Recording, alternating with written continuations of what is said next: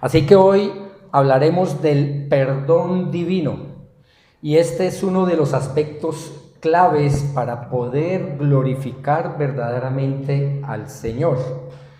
Pues el verdadero perdón de Dios nos va a llevar a nosotros a vivir en paz con Él y nos va a permitir enfocarnos en la búsqueda de su santidad.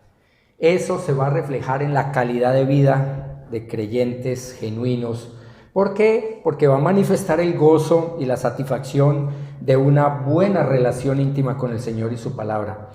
Pero tristemente, muchos creyentes en este mundo no han valorado ni apreciado suficientemente el inmenso favor y valor de este aspecto clave para la vida cristiana. Hay millones y millones de creyentes inseguros que transitan este mundo por no creer la suficiencia de las Escrituras, por no creer en el poder ni en la autoridad total de las inerrantes promesas de Dios en su palabra, en su Biblia, y viven todavía con temor de no sentirse perdonados y también ni merecedores del maravilloso perdón divino, como si fuera nuestro crédito o nuestro mérito. Así que entonces son presos de la duda, son presos de la ansiedad, son presos del legalismo, que es peor todavía, de la amargura, de la incertidumbre, etc. Lo que nos lleva a vivir un andar en Cristo muy vacilante y débil en medio de una batalla diaria contra el pecado propio y el pecado reinante de este mundo. Por eso dice Santiago,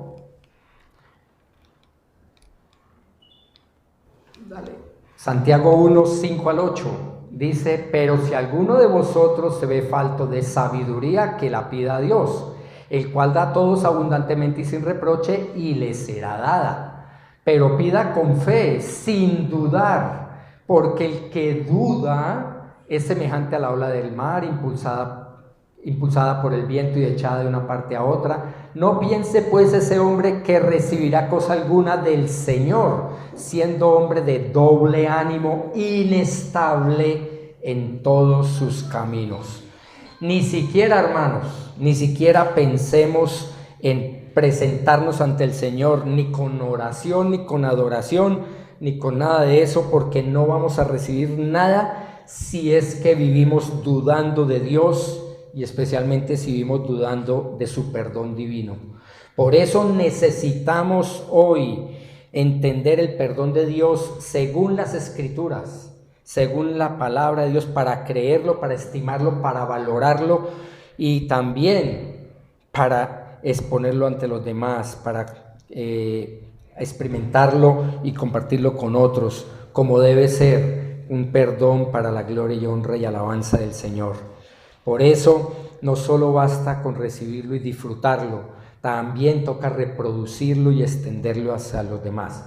Esta mañana vamos a estudiar el Salmo 131 al 8, todos los 8 versículos de este Salmo, y quiero hacer la lectura antifonal. Los que quieran, hermanos, tienen la libertad de colocarse de pie y me acompañan en la lectura antifonal. Los que quieran sentaditos, sigan ahí, no importa, tranquilos. Dios no se pone bravo por eso, solamente que leamos la palabra de Dios, la Escritura ahí en la pantalla. Dice el Salmo 131 al 8: desde lo más profundo, oh Señor, he clamado a ti. Señor, oye mi voz, estén atentos tus oídos a la voz de mis súplicas. Señor, si tuvieras en cuenta las iniquidades, ¿quién, oh Señor, podría permanecer?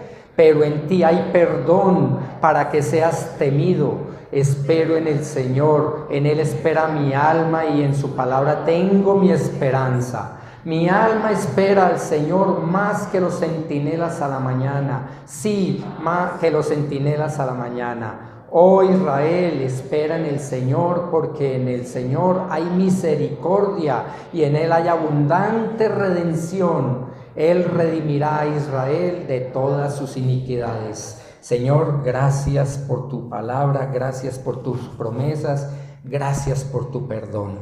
En ti hay perdón y la mejor manifestación la has dado cuando tú mismo te has encarnado en la segunda persona de la Trinidad y te has hecho hombre para poder llevar a cabo ese perdón divino que solamente puedes dar tú a través de nuestro Señor Jesucristo y su sacrificio en la cruz.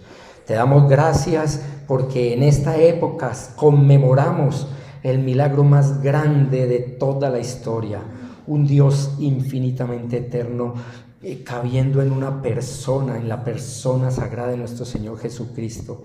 Qué bendición más grande, y ahora podemos tener esperanza en ese perdón divino. Te doy gracias por esa bondad, te pido que bendigas este mensaje y que lleves a cabo tu voluntad en nosotros como iglesia, en las personas que no te conocen todavía como Señor y Salvador de sus almas, que hoy reciban el perdón definitivo de sus pecados a través de la fe en Cristo Jesús. Lo pedimos en nombre de Cristo, dándote gracias. Amén. Muy bien, tomamos asiento.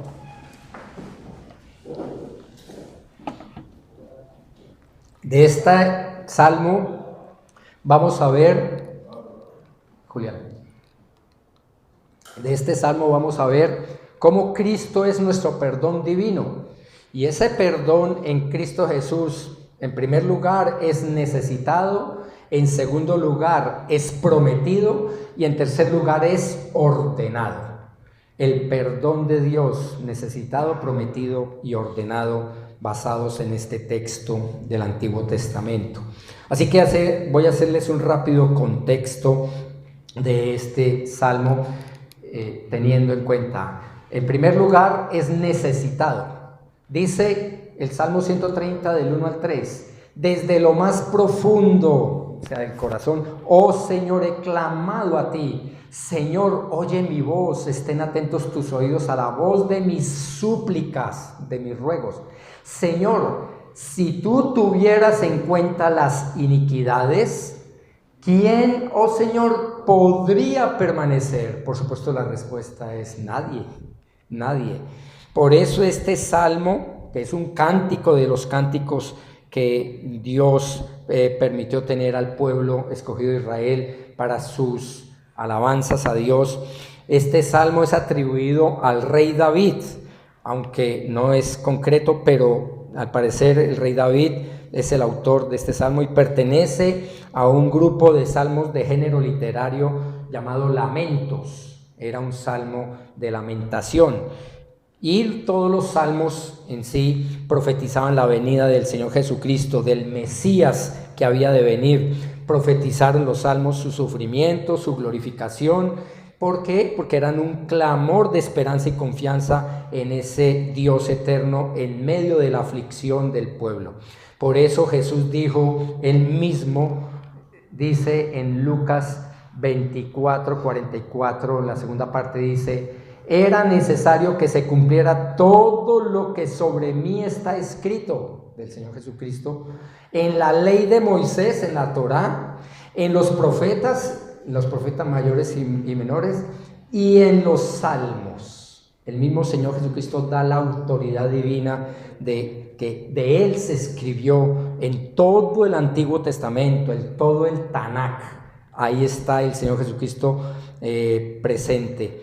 Aquí el salmista da esa bendición de reconocer, en el Salmo 130, reconocer su urgente necesidad de perdón y misericordia divina, y se dirige a Dios con un clamor y súplica sincero desde lo más profundo de su ser, de su corazón. El salmista reflexiona sobre tres cosas que dice este salmo: sobre la realidad del pecado, sobre la necesidad de redimirse ante Dios y cómo todos necesitamos tanto el perdón como la gracia divina, la gracia de Dios. Eso es lo que reflexiona este Salmo 130. Por eso también el salmista confía en la naturaleza amorosa y compasiva de Dios, sabiendo que Él, Dios, es misericordioso y está dispuesto a perdonar. Esta palabra perdón es griego aphesis o aphiemi, según la conjugación. Esa palabra aphesis o aphiemi significa liberación, perdón completo, enviar fuera, remitir u olvidar. Ese es el significado de la palabra perdón en el idioma original. Pero resulta que el Salmo 130 no utiliza este término. En la Septuaginta, que es la versión del Antiguo Testamento en griego, utiliza una palabra sinónima, también significa perdón, pero el término es hilasmos. Hilasmos, que significa lo mismo, es perdón, pero en una acción más profunda o una ampliación del significado, que significa propiciación o sacrificio expiatorio. Y en su conjugación como un verbo continuo, en su significado más profundo, significa un expiador, un expiador. Quiere decir que es alguien que ha puesto su vida, su sacrificio para saldar la deuda, para perdonar, para lograr ese perdón, esa liberación completa. Así que el texto original del hebreo, este término es un sinónimo con mayor profundidad de sentido del significado del perdón. Por eso ese hilasmos implica que ese pecado ha sido expiado o ha sido cubierto, es decir, el perdón en sí logra una libertad o una liberación de la culpa del pecado por la intervención de un expiador. Eso es lo que significa ese perdón, ese hilasmos en el Salmo 130 en el Antiguo Testamento. Así que era una promesa de Dios que alguien venía a perdonar, a hacer esa expiación, ese sacrificio, y ustedes saben muy bien que Jesucristo es el Cordero de Dios que quita, que oculta, que cubre el pecado. Ese verbo es, abajo el anterior, kafar, en hebreo kafar, que está ahí, es ocultar o cubrir. Ese es el mismo verbo que se utiliza en el Génesis 6, cuando Dios ordena a Noé el arca y que la cubra de brea. Es el verbo kafar, la cubrió, ¿para qué? Para impermeabilizar el arca. Ese mismo verbo es ese kafar que Dios usa para cubrir o ocultar nuestra culpa, nuestro pecado. ¿Cómo lo hace? Sin lugar a dudas, hasta la palabra perdón del Antiguo Testamento señalaba proféticamente esa segunda persona de la Trinidad. ¿Por qué? Porque es el Señor Dios Todopoderoso, el único que puede llegar a cubrir total y definitivamente el pecado nuestro. ¿Cómo? A través de su sangre divina. Por eso, perdón en el Antiguo Testamento es un sinónimo del Señor Jesucristo. Está por todas partes. Es el único y verdadero perdón divino en la persona del Señor Jesucristo. Él es nuestro perdón divino, pues el perdón de Dios es el único y verdadero remedio definitivo para cubrir, pagar, expiar nuestros pecados en forma eficaz. Recordemos que pecado es el verbo hamartía, o la palabra hamartía, que significa errar al blanco. Errar al blanco, cuando alguien está jugando a tiro al blanco y no le pega en el centro, en la diana, eso es erró al blanco o hamartía, que el término lo utiliza el Nuevo Testamento como pecado. Así que pecado es cuando una persona no acierta en dar en el centro de la voluntad perfecta de Dios, cayendo en la miseria espiritual del pecado. Dice Santiago 1, 13 al 16, que nadie diga cuando es tentado, soy tentado por Dios, porque Dios no puede ser tentado por el mal y Él mismo no tienta a nadie, sino que, fíjense la responsabilidad individual, cada uno es tentado cuando es llevado y seducido por su propia pasión. en la Reina Valera del 60 es concupiscencia, que ya les digo que significa. Después, cuando la pasión o concupiscencia ha concebido, da a luz el pecado, y cuando el pecado es consumado, engendra la muerte, la consecuencia del pecado de la muerte. Amados hermanos, no os engañéis. La Reina Valera dice: no erréis, no pequéis. Ahí está el asunto de ese hamartía, ese pecado. Así que el Salmo 130 lo que nos está dando a entender es la realidad básica de que necesitamos a Cristo, porque Él es nuestro perdón divino necesitado. ¿Por qué? Porque somos pecadores. Somos pecadores por dos razones básicas. Primero, por herencia. Nacimos en pecado por heredad. Romanos 5:19 dice: porque así como por la desobediencia de un hombre, los muchos fueron constituidos pecadores. Nacimos de una raza caída y llevamos ese pecado en nuestra naturaleza. Por eso heredamos la naturaleza pecaminosa, contaminada o infectada, que es esa epitumia. Ese es el término griego, epitumia, que es concupiscencia o propia pasión o pasión desordenada. ¿Qué significa epitumia? Un deseo desmedido o inclinación al mal. Cuando conocemos este asunto, sabemos por qué a un niño no necesitamos enseñarle a ser malo. Nacemos malos por naturaleza, egoístas y orgullosos. No necesitamos enseñarle el pecado a un ser humano, porque lo traemos de fábrica.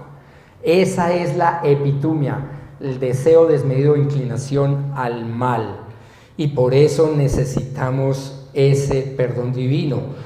Pero también necesitamos el perdón divino porque somos pecadores por herencia, pero además también por decisión propia. Por decisión propia.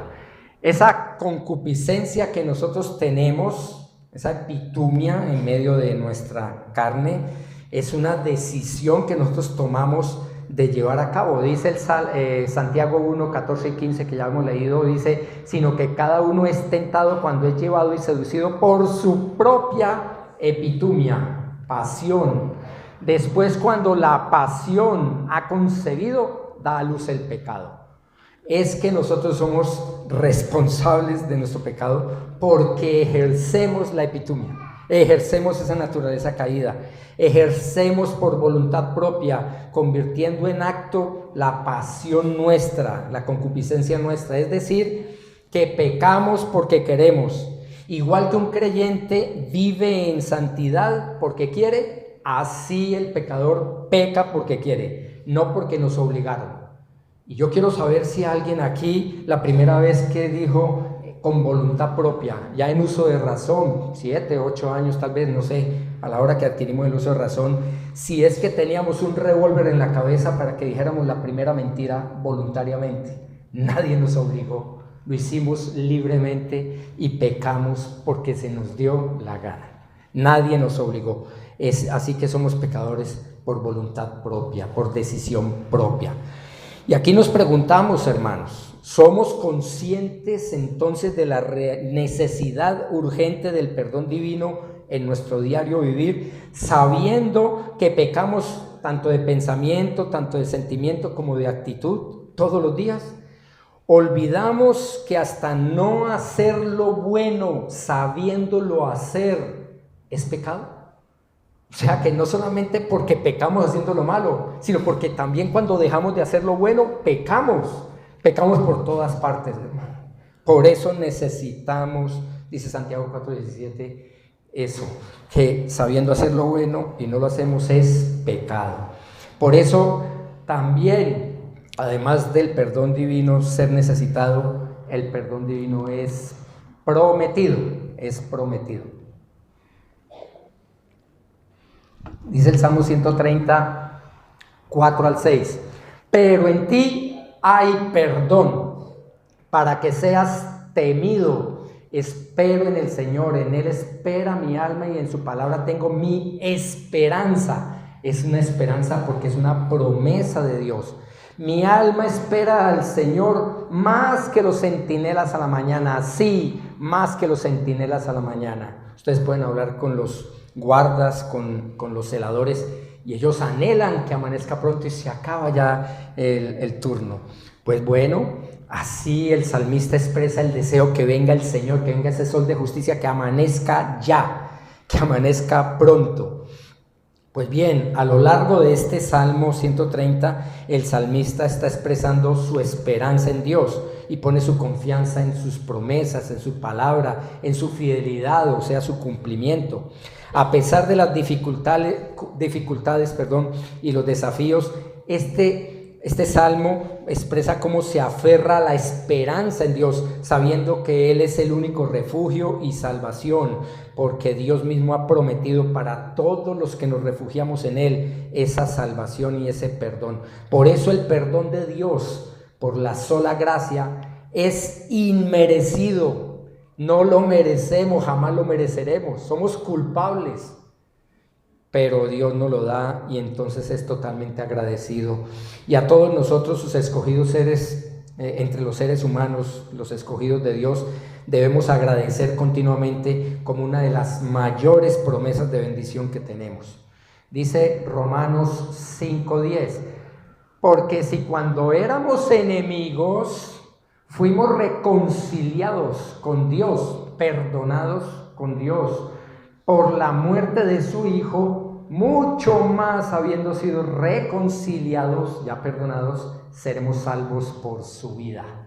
Esto es algo maravilloso. El perdón divino era indispensable para restablecer la relación con nuestro Creador, que fue afectada por la caída y la pérdida de esa relación en el paraíso. Se perdió esa relación y nosotros heredamos esa epitumia, esa concupiscencia, y desde ese momento de la caída en adelante, la raza humana se convirtió en enemigos declarados y acérrimos contra Dios. Pero gracias a Dios, Él mismo ha revelado su naturaleza bondadosa. Y en la Reina Valera del 60 dice el Salmo 134, que estamos leyendo de las Américas, dice en la Reina Valera: pero en ti hay perdón para que seas reverenciado, para que seas temido o reverenciado, que es términos sinónimos. A lo largo de este salmo Dios habla de ese perdón. Era indispensable para restablecer, reconectarnos con Dios, para volver a tener comunicación, comunión. Y eso lo da Dios en su palabra a través del perdón divino, que es prometido por Dios para sus escogidos a través de sus pactos de gracia, a través de la raza humana. Y ahora, gracias a Dios, una vez ya fuimos convencidos por su Espíritu Santo de ese pecado, de esa justicia y juicio para salvación, entonces empezamos a disfrutar su perdón divino de todos nuestros pecados, pasados, presentes y futuros. ¿Por qué? Porque seguimos en un cuerpo de muerte. Así que Dios Él previó, podríamos decir, que íbamos a ser pecadores hasta que Él regrese. Por eso necesitamos entender este asunto. Pero tristemente pecamos mientras seguimos viviendo en este cuerpo de muerte. Seguimos pecando, no por práctica o por esclavitud. Eso lo hacen las personas incrédulas. Ojalá no sea tu caso, que un pecado te tiene esclavizado todavía y no se ha liberado, pues sencillamente no has nacido de nuevo. Nosotros pecamos es por vía de excepción, no nos gusta pecar. ¿Recuerdan? Antes de Cristo planeábamos el pecado, cometíamos el pecado, disfrutábamos el pecado y volvíamos y lo hacíamos y éramos esclavos del pecado. En Cristo pecamos, pero ya no gozamos el pecado, ya no disfrutamos el pecado y anhelamos volver otra vez a esa comunión con Dios. Si eso no está sucediendo en tu vida, te puedo decir con la autoridad de la palabra de Dios que no has nacido de nuevo. Eso pasa en los creyentes, una vía de excepción, no de práctica. Ahora, dice Romanos 7, 21 al 24, ahí en sus pantallas, dice: así que, queriendo yo hacer el bien, hallo la ley de que el mal está presente en mí, porque en el hombre interior me deleito con la ley de Dios, la nueva naturaleza en Cristo. Pero veo otra ley en los miembros de mi cuerpo, la concupiscencia, la inclinación al mal, que hace guerra contra la ley de mi mente y me hace prisionero de la ley de pecado que está en mis miembros. Miserable de mí, ¿quién me libertará de este cuerpo de muerte? Y el siguiente versículo 24, gracias a Dios por Cristo, porque es el único que nos libera de esa esclavitud que antes teníamos. Éramos esclavos del pecado, ahora ya tenemos la libertad. Gracias a Dios, para poder decirle por fin: no, gracias, no quiero ver pornografía, no quiero mentir, no quiero robar, no quiero, etcétera, etcétera. Así que Dios, en su gracia y en su bondad divina, nos ha dado ese perdón. Así que cuando pecamos como hijos de Dios verdaderos, no perdemos la salvación, gracias a Dios. Yo al principio pensé que perdí mi salvación y tenía que volver otra vez a recibir al Señor y otra vez volver a nacer de nuevo, tal. No. Pero sí perdemos la comunión, la comunicación al convertirnos en hijos desobedientes. Y nos hacemos entonces dignos de disciplina divina y dignos de azotes de corrección, como dice Hebreos 12. Por eso Dios proveyó esa solución para nuestro pecado diario, como es un perdón bíblico divino. Es decir, el perdón continuo y permanente, continuo y constante. Ese perdón se recibe y se ejecuta igual que la salvación, por fe, por creer de corazón en las promesas y en las verdades de Dios en su palabra. Así que podemos vivirlas y podemos apropiarnos de ellas eficazmente a través de la fe, a través de creerle a Dios que Él es veraz y que su palabra es real. Por eso Levítico 16:30 dice la palabra de Dios: porque en este día se hará expiación, el perdón, el pago del pecado por vosotros, para que seáis limpios. ¿A qué se nos parece este pasaje? Seréis limpios de todos vuestros pecados delante del Señor. Este es el equivalente del Antiguo Testamento de 1 de Juan 1:9. Cada vez que pecamos, rompemos nuestra comunión espiritual con el Señor, entonces viene la desazón, viene la carga, viene la amargura, la culpabilidad, viene el desánimo, viene la impotencia, la tristeza, etcétera. Eso produce el pecado en un verdadero creyente. Por lo tanto, necesitamos arreglar cuentas a diario, constantemente, como lo vimos en el mensaje de la semana pasada, para que estemos a paz y salvo con Él constantemente, diariamente, y cada instante que hemos ofendido. Lo antes posible buscamos ese perdón, pues Dios quiere que vivamos en santidad, es decir, en pureza, en gozo, en felicidad, de comunión con Él. Y por eso aprendemos el 1 de Juan 1:9 del Nuevo Testamento. Si confesamos nuestros pecados, Él es fiel y justo para perdonarnos, ahí está el perdón de Dios, los pecados, y para limpiarnos de toda maldad. Nosotros usamos mucho este versículo, este pasaje al principio de una vida cristiana, pero cuando profundizamos más concienzudamente en su significado y en esta maravillosa promesa del Señor, nos damos cuenta que en realidad muy pocas veces lo vivimos correctamente por falta de conocimiento, por falta de fe o por las dos. Porque no sabemos o porque no creemos, o por las dos. Ya supimos lo que es perdonar, pero Dios aquí también promete limpiarnos de esa maldad. Y entonces ahí es donde podemos ir al verbo catarizo en el idioma original griego koiné, que significa limpiarnos, y lo que implica este verbo en su conjugación es olvido total. Un olvido total. Eso es lo que significa ese verbo catarizo. Pero no es que Dios sufra de amnesia instantánea o selectiva y cuando le confesamos sinceramente nuestras faltas, entonces a Él se le olvida que nosotros hemos pecado. No. No, Él no pierde la memoria, no. El significado literal de esta acción de limpieza es que Dios ya promete ya no volver a recordarnos esas faltas. Ya nos convenció con su Espíritu Santo, nos llevó a confesión. Ya el Espíritu Santo, cuando ustedes sienten que no han sido perdonados, ya no es el Espíritu Santo y la convicción si lo hicieron de corazón. Ya es nuestra propia carne, ya es nuestro propio espíritu, no es el Espíritu Santo de Dios.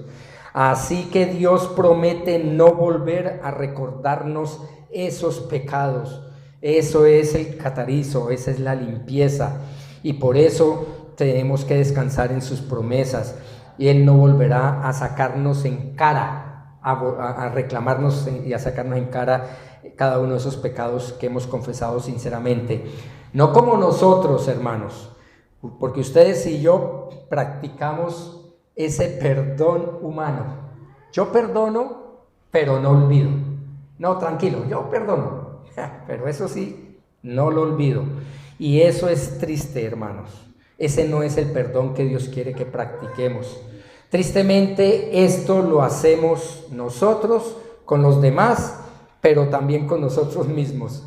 Y eso es lo que tenemos que aprender esta mañana, porque tristemente existen millones de creyentes que después de caer en pecado, después de confesar su pecado, llegan a la consejería pastoral, llegan a mi casa o a la oficina diciendo: pastor, es que yo ya le he pedido perdón a Dios, la semana pasada cometí este pecado. Dejemos que salga. Y entonces llega la persona y dice: ay, pastor, yo sinceramente he confesado al Señor mi pecado y todo, pero es que no me siento perdonado, no me siento perdonada. Hemos tenido esa experiencia con mucha gente. Y entonces yo le respondo: bueno, pero tú entiendes la palabra de Dios, entiendes primera de Juan 1:9 en su contexto total, correcto, verdadero, ¿tú lo entiendes? Sí, yo sé lo que dice la palabra de Dios, pero ¿qué? No me siento bien todavía. ¿Saben qué? A mí me toca exhortarles y declararles a ellos, con exhortación de amor y gracia, declararles lo orgullosas que están esas personas, esos hermanos o hermanas, y el triple pecado que están adicionando al que ya habían cometido y confesado. Están cometiendo un triple pecado y ellos dicen: ay, pero ¿por qué? Y abren los ojos sorprendidos. Miren, ¿saben por qué? Tres pecados que comete una persona cuando no le cree la voluntad de Dios. Primero, por no creerle a Dios su promesa escritural. Si Él promete perdonar y limpiar, es porque Él lo cumple. Segundo, porque ponen su confianza en sus emociones y sentimientos en vez de poner la confianza en la palabra de Dios. Y entonces no creen las promesas y hacen a Dios mentiroso. Y en tercer lugar, por su legalismo. ¿Por qué? Porque ese legalismo les hace creer que no están viendo la palabra de Dios como debe ser, con el poder y autoridad de perdonarnos, y quieren sentirse o saldar la deuda de su pecado y seguir victimizándose, creyendo que ese sufrimiento del alma, esa culpabilidad que es necesaria padecerla para calmar esa conciencia que le grita: culpable, culpable.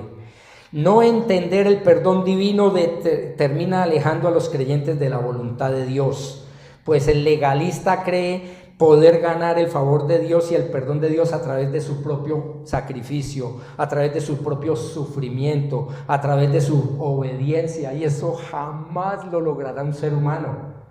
Ustedes no traten de ganar el perdón de Dios por su obediencia. El único que ha sido obediente 100% verdaderamente es Cristo. Así que Cristo es su perdón, es su obediencia, no la nuestra. No seamos legalistas creyendo que podemos lograr algo para Dios por nuestro sufrimiento, por nuestra culpabilidad, etc. Y por eso ese triple pecado de una persona que no le cree a Dios. Cuando recibimos toda bendición de Dios y toda aceptación es solamente por gracia, no la merecemos, nunca la mereceremos. El único mérito, el único que tiene méritos válidos ganados ante Dios es Cristo, el Señor Jesucristo, Dios hombre, para y por nosotros, incluyendo por supuesto este perdón divino. Esta verdad y promesa es absolutamente clave para poder vivir nosotros una santidad bíblica que de verdad glorifique al Señor, para poder tener victoria diaria contra nuestro pecado natural, contra esa concupiscencia. Por eso, 1 de Pedro 1:16 dice, porque escrito está, sed santos porque yo soy santo. Entonces, claro, como no nos sentimos perdonados porque no le creemos a Dios y confiamos más en el corazón, entonces no podemos vivir la santidad y entonces decimos, mire, Dios dice que sea santo porque Él es santo, o sea que yo me voy para el infierno. ¿Saben qué? Santo significa separado. Ese es el término separado.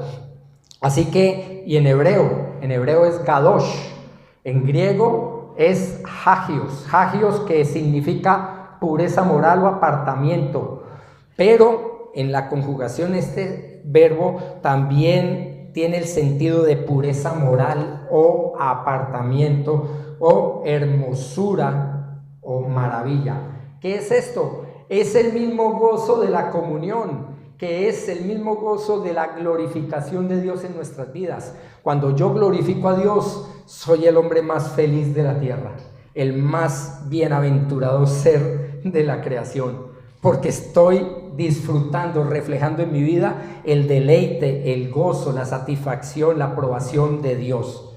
Sin el perdón divino esto es imposible. Y por otro lado está también la concupiscencia o la epitumia, esa epitumia que ya veíamos antes en una lámina anterior, que es la inclinación al mal. Ese es innato en nuestra carne y sigue residiendo en nuestras vidas después de la salvación, después de la conversión, aunque ya no estamos gobernados por esa epitumia, por esa concupiscencia o resistencia que se opone al Espíritu Santo. Es decir, esa epitumia en realidad ha sido debilitada, no ha sido desaparecida. Yo al principio creí que no iba a volver a pecar, hasta que me di cuenta media hora después que sí seguí siendo pecador. Por esta razón, la santidad humana es imperfecta, por así decirlo, en el sentido de que nunca seremos absoluta y químicamente puros, moralmente puros, hasta que ustedes y yo nos salgamos de este cuerpo de muerte y tengamos cuerpos glorificados, y ahí sí, abramos los ojos a la imagen y semejanza perfecta de nuestro Señor Jesucristo. Hasta ese día sí vamos a ser verdaderamente santos. Por ahora estamos apartados para Dios. Por eso la santidad es instantánea en el momento de la salvación, porque el Espíritu Santo nos cobija y la santidad de Cristo se hace nuestra por la fe en Él. Pero es progresiva. ¿Por qué? Porque necesitamos seguir creciendo en esa santidad, pero será definitiva en el momento que nos lleve a su presencia. Y entonces seremos ahí sí verdaderamente puros y santos. Pero esta verdad no significa que tenemos ninguna licencia. Bueno, como el pastor dijo que no seremos perfectos, sigamos pecando. Eso ya lo había planteado la gente, y Pablo, bajo la inspiración del Espíritu Santo, dice en Romanos 6, del 1 al 2. ¿Qué diremos entonces? ¿Continuaremos en pecado para que la gracia abunde? Porque decía, en el capítulo anterior decía que cuando abunda el pecado, sobreabunda la gracia, en el versículo 1. Pues entonces dice, entonces pequemos para que sobreabunde la gracia de Dios. No, dice de ningún modo, de ninguna manera, dice la Reina Valera. Nosotros que hemos muerto al pecado, ¿cómo viviremos aún en él? Y ahí hay una evidencia de salvación. Si yo ya soy salvo, no puedo pensar, ya puedo pecar y ya Dios me perdonó. Pecados pasados, presentes y futuros, uno más a la lista, ¿qué interesa? Hermano, pellizquémonos, porque de pronto ni hemos sido salvos. Porque lo primero que hace un creyente verdadero es aborrecer el pecado, odiar el pecado. No desear el pecado, no ser esclavo del pecado, seguir siendo esclavo del pecado. Desde el momento de la conversión, la sangre de Cristo nos cubre metafóricamente, kafar, con un manto de santidad que permite que Dios nos vea a nosotros desde el punto de vista de perdonados seres humanos y no humanos débiles pecadores como somos, sino como hijos adoptados suyos, vistiendo la justicia divina de Jesucristo como nuestro sustituto, cubriendo totalmente nuestro pecado original de esa carne o epitumia. Por eso Isaías 1:18 dice: venid ahora y razonemos, dice el Señor. Aunque vuestros pecados sean como la grana, rojísimos como esa fruta de un rojo intenso carmesí, como la nieve serán emblanquecidos, aunque sean rojos como el carmesí, ahí está, como blanca lana quedarán. Ahí está una promesa de Dios, la certeza del perdón divino certificado y garantizado por la palabra de Dios genera esa paz en nuestra vida que sobrepasa aún nuestro propio entendimiento, y entonces empezamos a experimentar el mismo gozo que experimentamos en el momento de la conversión, y es la restauración de nuestra comunión con Dios. Ese gozo, por eso David decía: devuélveme el gozo de la salvación, porque estaba en pecado. Y entonces ya podemos entender que ese gozo de nuestra salvación se sigue experimentando cada vez que el Espíritu Santo de Dios restaura nuestra comunión espiritual con Dios a través de su poder en el perdón divino, dándonos el poder y la gracia de buscar ahora sí su santidad. Pero hay que notar, hermanos, que esa santidad en Cristo es diferente a la santidad en nosotros, es diferente a la santidad divina, porque la santidad nuestra es diferente a la de Dios, porque la santidad de Dios es exclusiva, es únicamente suya, es perfecta, es pura, le pertenece solo al Señor y nadie puede tenerla, ningún ser humano, excepto Cristo. Pero ahora Cristo en nosotros nos da su santidad, por eso va a ser perfecta, es en la eternidad. Por ahora es progresiva, pero la aspiración es crecer. Y por eso dice el Señor: sin la santidad nadie verá al Señor. ¿Cuál santidad? ¿Que no pequemos? Hermanos, olvídense de eso. Todos los días pecamos. Es la santidad de Cristo, el Espíritu Santo en nosotros, separados y apartados para Él, para la eternidad. Sin esa santidad nadie verá al Señor. Y por eso vamos a reflejar en nuestra vida, en nuestro andar, la búsqueda de la santidad. Si hay una persona que me dice que es creyente, pero no busca la santidad, no lucha contra su pecado, no pelea continuamente con el pecado, es que no ha nacido de nuevo. Porque sigue igual, sigue pecador, disfrutando del pecado y esclavo del pecado. Así que Dios nos da esa diferencia en sus escrituras. Nadie más puede tener esa exclusiva santidad de Dios. Solamente Dios mismo a través de Cristo nos la da y nos sella con el Espíritu Santo para ahora tener una santidad progresiva y será completa en la eternidad. Ahora, el Señor siendo santo, santo, santo, su palabra siendo santa, sus ángeles siendo santos, no es ilógico pensar que también sus hijos verdaderos seamos santos. Por eso Dios quiere esa santidad, pero sin el perdón es imposible, hermano. Sin el perdón no. ¿Cuántas veces, hermanos, hemos prometido a Dios no volver a caer en cierto tipo de pecado recurrente, pero desafortunadamente lo volvemos a cometer? ¿Cuántas veces le hemos, Señor, esta es la última vez? No, yo no volví a decir eso porque yo decía: Dios mío, perdóname.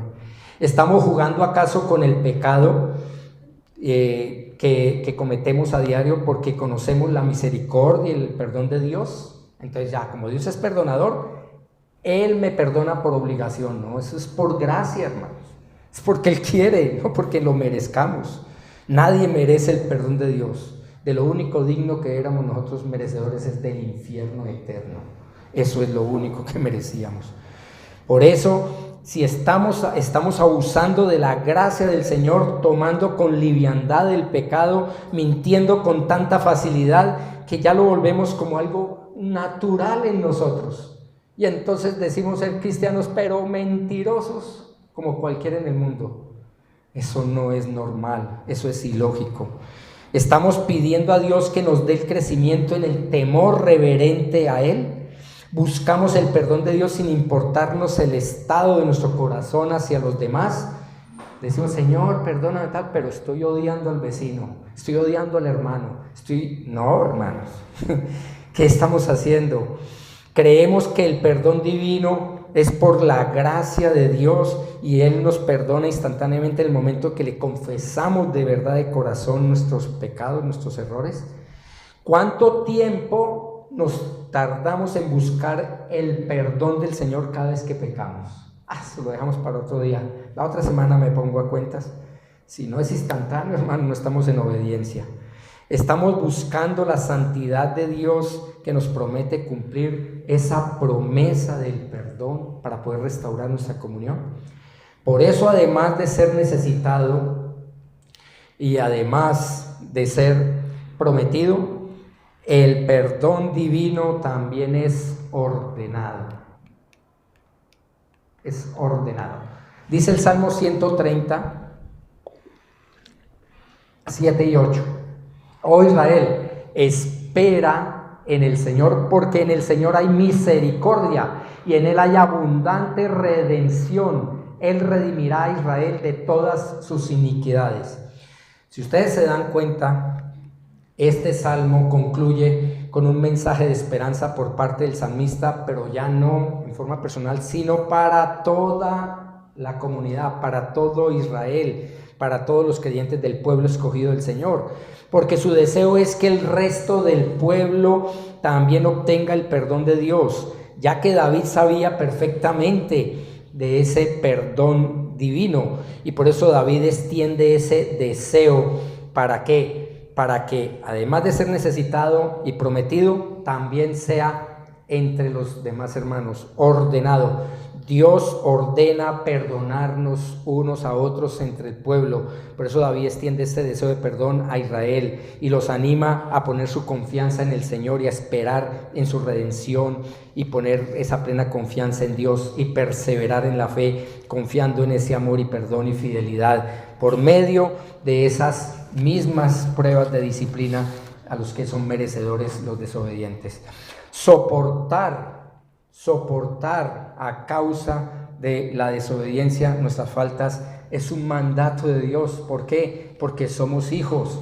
Dios nos promete que no nos vamos a salir con la nuestra. Dios azota a todo el que recibe por hijo y disciplina a todos sus hijos verdaderos.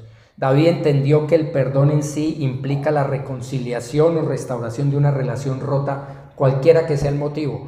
Y en este caso Israel había desobedecido a Dios, entonces este salmo es de lamentación por eso.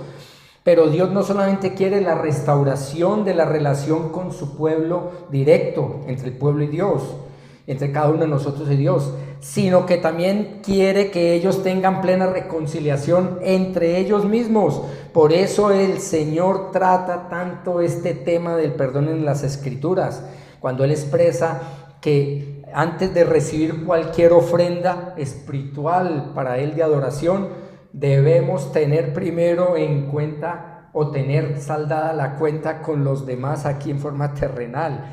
Mira lo que dice Mateo 5, 23 y 24.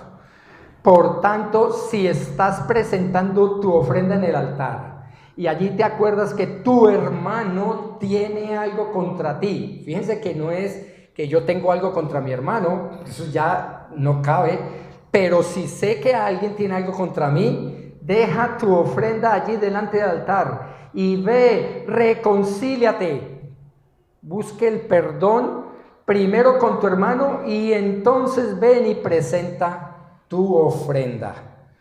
Tu ofrenda. El propósito del perdón para vivir la santidad, que el creyente pueda disfrutar esas riquezas de gracia de Dios que Él nos ofrece, es liberarnos del poder de las obras de la carne para finalmente vivir bajo la total, completa autoridad del Espíritu Santo y su palabra, para que seamos luminares en medio de las tinieblas de este mundo. Moisés también, igual que David, muchos años atrás, siglos atrás, también había entendido el perdón divino, porque dice el siguiente, Números 14, 19 al 20, dice: perdona, te ruego, la iniquidad de este pueblo, Moisés hablándole a Dios, conforme a la grandeza de tu misericordia. no tratarnos conforme a nuestra maldad merece. Así como has perdonado a este pueblo desde Egipto hasta aquí. Entonces el Señor dijo, mire la promesa que le hizo a Moisés, los he perdonado según tu palabra. Vale la pena que también pidamos perdón por los demás, porque es ordenado por Dios. Ese perdón también nos hace a nosotros responsables de tener una buena relación con los demás hermanos. La intervención de Moisés fue como de un mediador entre Dios y su pueblo, haciéndole un recorderis de toda la misericordia divina cuando Él los sacó de Egipto y los perdonó vez tras vez tras vez, y 40 años, y qué cantidad de paciencia la de Dios, perdone y perdone y perdone. Por eso el perdón divino es ordenado por Dios también entre nosotros, porque su propósito es darnos un corazón limpio continuamente, y su finalidad es que disfrutemos el poder experimental que se tiene al vivir bajo esa autoridad de Dios y su palabra, esa llenura del Espíritu Santo.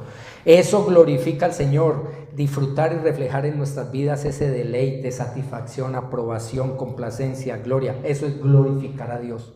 Muy a pesar de los débiles y pecadores que somos, Dios tiene un mandato para nosotros y es ordena el perdón. Miremos esta serie de pasajes del Nuevo Testamento que nos da la misma dirección. Dice Marcos 11, 25 y 26. Cuando estéis orando, fíjense, oremos, perdonad si tenéis algo contra alguien. O sea que antes de empezar a pedirle a Dios, primero perdonemos, para que también vuestro Padre que está en los cielos os perdone vuestras transgresiones.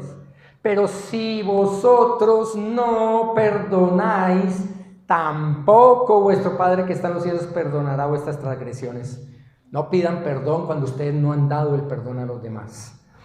Lucas 17, 3 y 4. Tened cuidado, si tu hermano peca, repréndelo, y si se arrepiente, ¿qué? Perdónalo. Y si peca contra ti 7 veces, de aquí sacó Pedro diciendo hasta 7. Si peca contra ti 7 veces al día y vuelve a ti 7 veces diciendo me arrepiento, perdónalo. Es que es algo ordenado por Dios, no es una sugerencia. Usted puede, si usted quiere. No, es perdónalo. Es un mandato, es un verbo impositivo, es total, hágalo.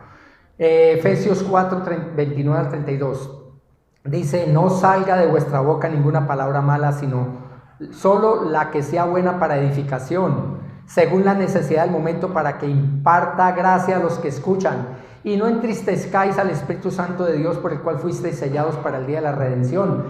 Sea quitada de vosotros toda amargura, deseo de venganza, enojo, ira, gritos, maledicencia, así como toda malicia. Cuando nos ofenden, eso es lo que hacemos generalmente.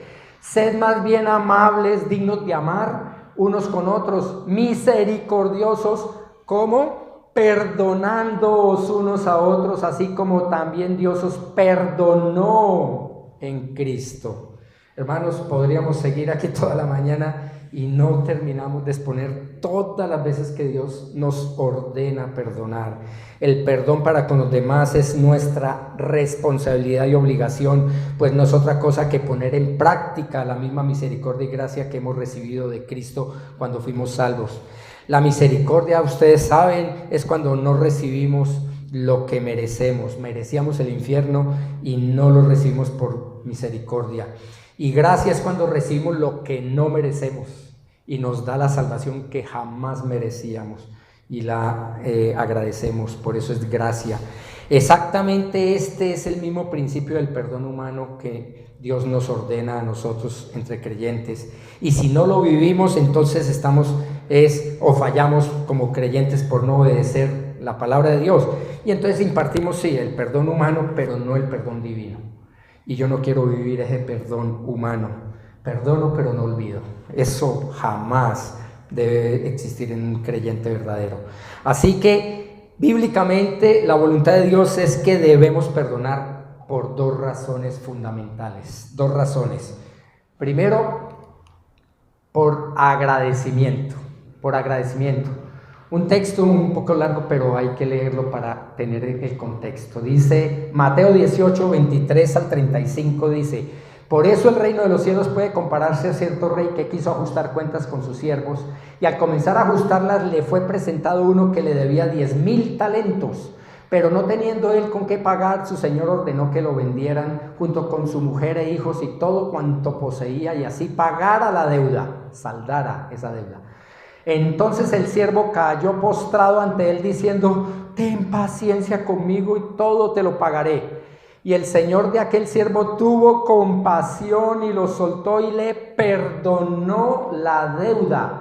Pero al salir aquel siervo encontró a uno de sus consiervos que le debía 100 denarios, una cantidad mínima con respecto a su propia deuda, y echándole manos lo ahogaba diciendo: paga lo que debes. Entonces su consiervo, cayendo a sus pies, le suplicaba diciendo: ten paciencia conmigo y te pagaré. Lo mismo que él había dicho. 30 a 35 dice: sin embargo él no quiso, sino que fue y lo echó en la cárcel hasta que pagara lo que debía.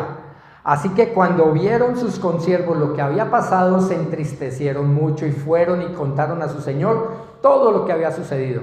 Entonces, llamándolo su señor, le dijo: siervo malvado, te perdoné toda aquella deuda porque me suplicaste. Cuando hacemos cuenta del que nos perdonó Cristo a nosotros, Dios mío, las ofensas contra nosotros son nada. Es que no valen nada. Esa deuda que me suplicaste, ¿no deberías tú también haberte compadecido de tu consiervo así como yo me compadecí de ti? Y enfurecido su señor lo entregó a los verdugos hasta que pagara todo lo que debía. Así también mi Padre Celestial hará con vosotros si no perdonáis de corazón cada uno a su hermano. Nosotros tenemos demasiadas deudas, pero si no nos ponemos a cuenta, entonces vamos a salir bien mal de ese arreglo de cuentas final. Sin explicación mayor, este texto lo dice todo. Pero además debemos perdonar no solo por agradecimiento, sino también por obediencia. Por obediencia, dice Efesios 4:32, sed más bien amables unos con otros, misericordiosos, perdonándoos unos a otros, así como también Dios os perdonó en Cristo. Que no se nos olvide esta realidad. La obediencia debe ser, como ya les he explicado aquí varias veces, inmediata, exacta y correcta. Si no, no es obediencia. Así no la creamos o así no la sintamos, así no lo deseemos, pero perdonar es un mandato divino que debe ejecutarse inmediatamente, exactamente como Dios dice y correctamente con el corazón, la actitud correcta de corazón. Si no es así, no sirve, tal cual como el perdón que Dios nos da divino. Hermanos, yo les pregunto, ¿somos conscientes de nuestra urgente necesidad diaria y continua del perdón divino en Cristo? ¿Comprendemos que solo en Cristo Jesús alcanzamos el verdadero perdón de Dios al ser el único sacrificio aceptable ante Él? ¿Entendemos que fallamos continuamente en glorificar a Dios cuando no vivimos el perdón divino? Olvidamos que es el final propósito por el cual Dios nos creó y nos salvó por la fe en Cristo Jesús, es glorificarle a Él. Todavía creemos que podemos engañar a Dios pidiéndole perdón cuando nuestro corazón no tiene o no vive un espíritu perdonador con los demás. Entendemos que perdonar a los demás es un mandato divino, tal como su perdón es divino. Concluyendo, hermanos, Cristo es nuestro perdón divino y ese perdón es necesitado, ese perdón es prometido y ese perdón es ordenado.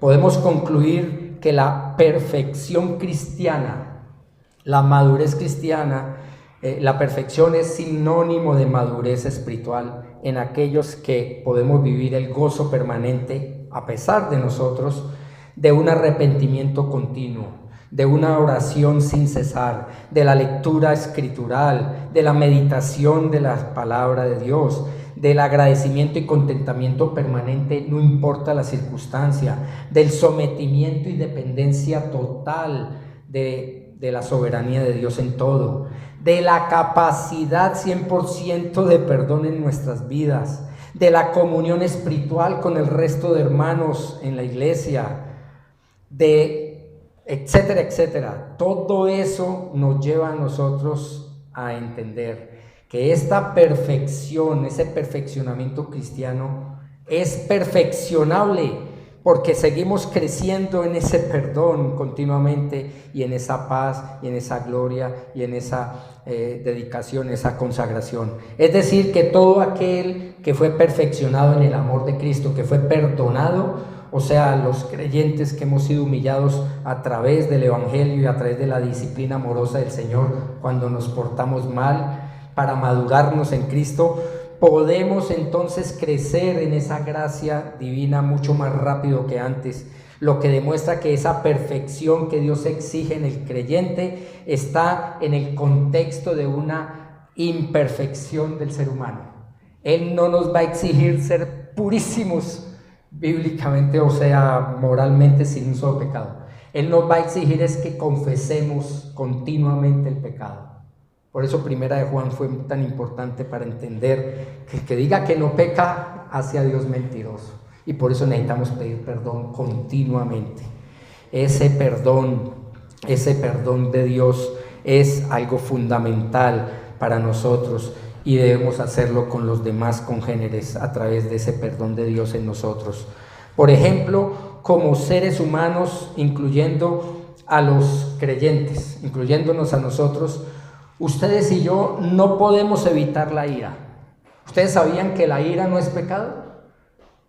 La ira no es pecado, porque Dios tiene ira, sino entonces Dios es pecador. Lo que es pecado es continuar en la ira y dejar que el sol se oponga sobre nuestro enojo. Pero muy diferente es la pendencia. La pendencia, no es que yo soy mal geniado porque soy santanderiano. No, es que yo soy así porque mis papás, mis abuelos, no, más mal geniados no eran. ¿Saben qué? Puras excusas baratas. Porque la pendencia es estar peleando con todo el mundo y agarrado por cualquier cosa. Hizo porque no hizo, porque quién sabe si va a hacer. Mejor dicho, eso sí es ser peleoneros. Esa pendencia es diferente a la ira que Dios quiere que experimentemos cuando vemos algo injusto. Si usted no le mueve el corazón, el que un padre viole a su bebé, que una madre queme a sus hijos, que todas esas burradas que vemos en este mundo todos los días, si eso no les mueve el corazón, ustedes no están vivos, porque Dios puso la ira también en nuestras vidas, pero sí depende de nosotros que ese pecado o cualquier rabia injustificada permanezca para que no se vuelva una raíz de amargura. Por eso en Efesios 4:26 dice, airaos, o sea, no es pecado airarnos contra algo injusto, pero no pequéis. ¿Cómo no pecamos? Bueno, no se ponga el sol sobre vuestro enojo. Saldemos esa deuda. ¿Saben qué? Esto es perdón divino ya. Sí, me pongo bravo con esa persona y tal, y hermano, ¿sabe qué? Listo, ya lo perdoné. Y ya, descansamos en la paz de Dios, dormimos como lirones. ¿Por qué? Porque ya hemos hecho el perdón divino, lo hemos practicado. ¿Perdonamos a otros o buscamos el perdón para nuestros pecados en forma obediente o bíblicamente o en forma humana? ¿Cómo estamos perdonando? Es decir, estamos perdonando cuando nos ofenden en forma inmediata, en forma exacta, en forma correcta. ¿Estamos viviendo realmente con los demás el mandato divino de Romanos 12? Este pasaje final de esta mañana, Julián, dice Romanos 12, 17 al 21. Nunca paguéis a nadie mal por mal, o sea, no nos desquitemos. Respetad lo bueno delante de todos los hombres, si es posible, no depende de mí, si es posible, en cuanto dependa de vosotros, dependa, estad en paz con todos los hombres, en perdón continuo con los demás. Amados, nunca os venguéis vosotros mismos, sino dad lugar a la ira de Dios, porque escrito está, mía es la venganza, yo pagaré, dice el Señor. Pero si tu enemigo tiene hambre, dale de comer, y si tiene sed, dale de beber, porque haciendo esto, carbones encendidos amontonarás sobre su cabeza. No seas vencido por el mal, sino vence con el bien el mal. Hermanos, ignoramos que practicar lo contrario al perdón divino es practicar nuestra aborrecible autojusticia humana. Yo hago mi propia justicia y no la de Dios. ¿Cómo estamos seguros de que el Señor Jesucristo es nuestro perdón divino? ¿Por lo que sentimos, lo que siente nuestro corazón, lo que pensamos, lo que sabemos, lo que creemos? ¿O por lo que Dios asegura en su palabra, independientemente de nuestro corazón? Si nuestro corazón nos reprende, mayor que nuestro corazón es Dios, y Él sabe todas las cosas, dice 1 Juan 3:20. La palabra de Dios es nuestra máxima autoridad. Él es nuestra máxima autoridad. ¿O lo es tu corazón? Estamos buscando el perdón de Dios todo el tiempo de nuestro peregrinar terrenal. Dios es Yahweh Shelikot. En el hebreo, ese término Shelikot es Dios perdonador.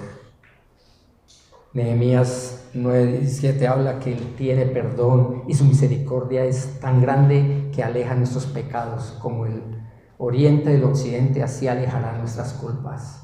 ¿Qué estamos esperando para perdonar? Oremos. Señor, gracias por tu perdón divino. Sinceramente, te materializaste en Cristo Jesús, te hiciste uno de nosotros para poder llevar a cabo el perdón máximo posible. El segundo milagro más grande de la historia y del universo es que nosotros podamos vivir en ti y tú en nosotros. Eso es algo imposible, algo increíble. No lo podemos entender, pero no es posible sin el perdón divino. Yo te suplico que tengamos un espíritu perdonador como iglesia, como hermanos. No importa si son incrédulos o si son creyentes, que vivamos esa capacidad de perdón al 100%. Es tu voluntad. Te pido que nos exhortes y nos animes a hacerlo, porque es la voluntad de Dios que te glorifiquemos, Señor. Ruego y suplico que si aquí hay alguna persona que no ha entendido la salvación en Cristo, que hoy entienda que el perdón de Dios es por la fe en Cristo Jesús, es por creer en Él como el único sustituto válido, como el único sacrificio aceptable, que hoy pongan su confianza y su esperanza en el Señor Jesucristo para salvación de sus almas. Te pido estas cosas en los méritos de Cristo, dándote gracias. Amén.